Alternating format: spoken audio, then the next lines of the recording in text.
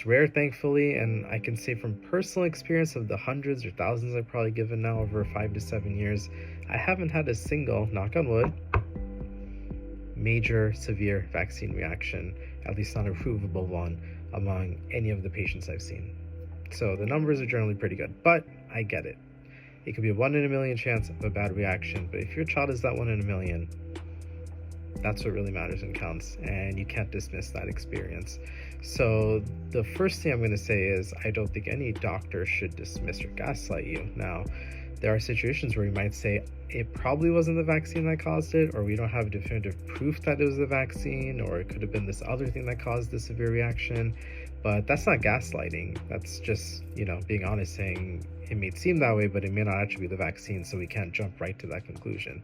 But it's not appropriate to downplay what your child went through, or if it could be the vaccine, to simply just dismiss that entirely. So if they behave that way, I do apologize for that. I don't think that's appropriate. And myself, as a doctor, when I do have a reaction with the vaccine, I take it pretty seriously, and I'm pretty honest with the parents. If there's any chance it was the vaccine, I say it. Yeah, it might have been that, and we should be watchful and aware of that.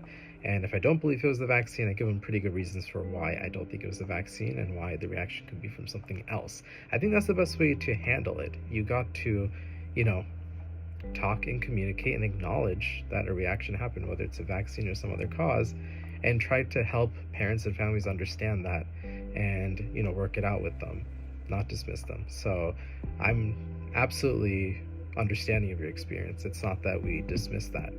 That being said, a lot of the vaccine reactions parents refer to are not proven to be from the vaccine. It could be something unrelated. It could be something else.